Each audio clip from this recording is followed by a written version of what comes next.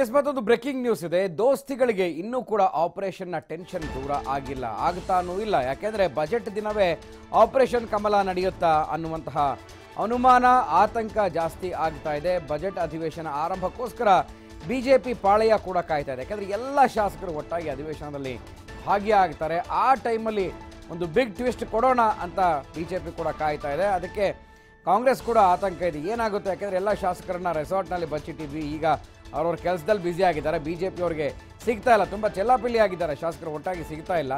ಆದರೆ ಅಧಿವೇಶನದಲ್ಲಿ ಎಲ್ಲರೂ ಕೂಡ ಒಟ್ಟಾಗಿ ಸಿಗ್ತಾರೆ, ಅಲ್ಲಿ ಏನಾಗುತ್ತೋ ಏನೋ ಅನ್ನುವಂಥ ಆತಂಕದಲ್ಲಿ ಇದೀಗ JDS ಹಾಗೆ ಕಾಂಗ್ರೆಸ್ನ ಮೈತ್ರಿ ಸರ್ಕಾರ ದಿನಗಳನ್ನು ದೂಡ್ತಾ ಇದೆ. ಕಾಂಗ್ರೆಸ್ ನಾಯಕರ ಕೈಗೆ ಇನ್ನೂ ಸಿಗ್ತಾ ಇಲ್ಲ 10ಕ್ಕೂ ಹೆಚ್ಚಿನ ಶಾಸಕರು. ಈಗಾಗಲೇ ಗಣೇಶ್ ಕಣ್ಮರೆ ಆಗಿದ್ದಾರೆ, ಅಂದರೆ ತಪ್ಪಿಸ್ಕೊಂಡಿದ್ದಾರೆ, ಅವರು ಸಿಗ್ತಾ ಇಲ್ಲ, ಹುಡುಕೋ ಪ್ರಯತ್ನ ಮಾಡ್ತಾ ಇದ್ದೀವಿ ಅಂತ ಗೃಹ ಸಚಿವರೇ ಹೇಳ್ತಾರೆ. ರಮೇಶ್ ಜಾರಕಿಹೊಳಿ ಸೇರಿದಾಗೆ ಹಲವು ಶಾಸಕರು ಇನ್ನೂ ಕೂಡ ಕಣ್ಮರೆಯಾಗಿದ್ದಾರೆ.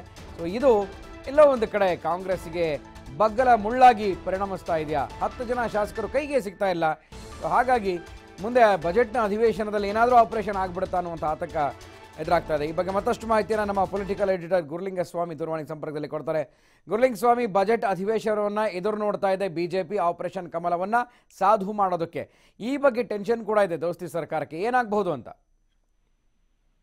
ಗುರುಪ್ರಸಾದ್, ಭಾರತೀಯ ಜನತಾ ಪಕ್ಷ ಅಧಿವೇಶನವನ್ನ ಎದುರು ನೋಡ್ತಾ ಇದೆ. ಆದ್ರೆ ಮಿತ್ರ ಪಕ್ಷಗಳಾದಂತಹ ಕಾಂಗ್ರೆಸ್ ಮತ್ತು JDS ಅಧಿವೇಶನ ಶುರು ಆದ್ರೆ ಏನು, ಆ ಸಂದರ್ಭದಲ್ಲಿ ಏನಾಗಬಹುದು ಅನ್ನುವಂತ ಆತಂಕದಲ್ಲಿ ಎರಡು ಪಕ್ಷಗಳು ಮುಳುಗಿವೆ.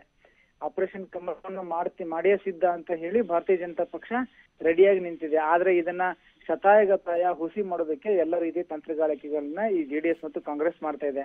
ಇದಕ್ಕೆ ಪೂರಕವಾದಂತ ಬೆಳವಣಿಗೆ ಅಂತಂದ್ರೆ ಭಾರತೀಯ ಜನತಾ ಪಕ್ಷ ಯಾವ ರೀತಿ ಆಪರೇಷನ್ ಕಮಲ ಮಾಡ್ತಾ ಇದೆಯೋ ಅದೇ ರೀತಿ ಕಾಂಗ್ರೆಸ್ ಮತ್ತು JDS ಕೂಡ ಆಪರೇಷನ್ JDS ಮಾಡುವಂತಹ ಪ್ರಕ್ರಿಯೆಯನ್ನ ಶುರು ಮಾಡಿದ್ದೇವೆ ಅನ್ನುವಂತ ಮಾಹಿತಿ ಲಭ್ಯವಾಗಿದೆ. ಒಂದು ಕಡೆ ಉದಯ ಗೌಡಾಚಾರ್ ಮತ್ತು ಕರುಣಾಕರ್ ರೆಡ್ಡಿ ಅವರಿಗೆ ಕಾಂಗ್ರೆಸ್ ಪಕ್ಷ ಕೈ ಹಾಕಿದೆ, ಅಂದ್ರೆ ಅವರನ್ನ ಸಂಪರ್ಕ ಮಾಡಿದೆ ಅನ್ನುವಂತ ಮಾಹಿತಿ ಕೂಡ ಲಭ್ಯವಾಗಿದೆ. ಹಾಗಾಗಿ ಅಧಿವೇಶನದಲ್ಲಿ ತಮ್ಮ ಸಂಖ್ಯಾಬಲವನ್ನ ಹೆಚ್ಚಿಕೊಂಡ್ಕೊಳ್ಳೋದಕ್ಕೆ ಎರಡೂ ಪಕ್ಷಗಳು ತನ್ನ ತೆರೆಮರೆಯ ಕಸರತ್ತುಗಳು ನಡೆಸ್ತವೆ. ಅಧಿವೇಶನದಲ್ಲಿ ಅಧಿವೇಶನ ಶುರು ಆಗುತ್ತೆ, ಆ ಸಂದರ್ಭದಲ್ಲಿ ಸಂಖ್ಯಾಬಲವನ್ನ ಆಧರಿಸಿ ಬಿಜೆಪಿ ತನ್ನ ದಾಳವನ್ನ ಉರುಳಿಸಲಿದೆ ಅನ್ನುವಂತ ಮಾಹಿತಿ ಇದೆ.